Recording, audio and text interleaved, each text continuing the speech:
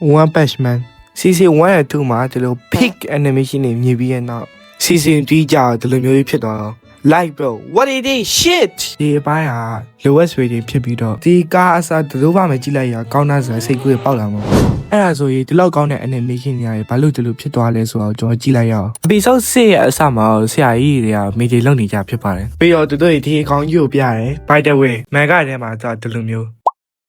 မန်ဂကပိုပြီး animation များလာလို့ပြီးတော့သူတို့ရဲ့အရင်မရအဖက်မရဘာ animation မှမပါရဲ့ဘာလို့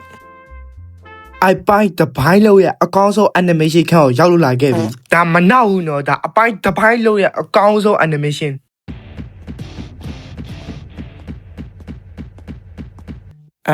bro what is this shit မရတော့ပြီးဆုံးသွားခဲ့ပြီဒါလုံးဝမဖြစ်နိုင်တော့ဘူး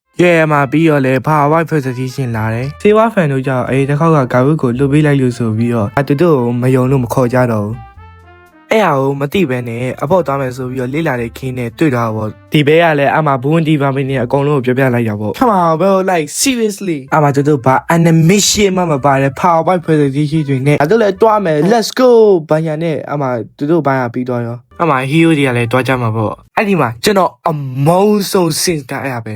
ဘာ animation ဆိုဘာ animation မှမပါဘူး like တိုင်းရှင်းနေတိုင်းက bully ကပဲမဲကနေရှင်းကြည့်လိုက်မဲက animation ကပူတာတယ်ဘာတီသေးမှလည်းမရှိဘူးပြီးတော့ဒီမှာလည်းကြည့်လိုက်အောင်ငါဒါကြီးကိုဘာလို့ကြည့်မိနေပါလဲဆိုတော့အဲ့ဒီမှာတွားမယ်ဆိုတဲ့လူတွေနဲ့တွေ့ရဒါပေမဲ့ site ထားမှမရှိတော့ PowerPoint slide တွေနဲ့တွားမယ်ဆိုပြီးဖြစ်သွားတာပေါ့အဲ့တော့ episode 6ကဒီလိုနဲ့ပဲအဆုံးသတ်သွားတယ်ဒီ episode ကကောင်းလားလို့ပြောရတော့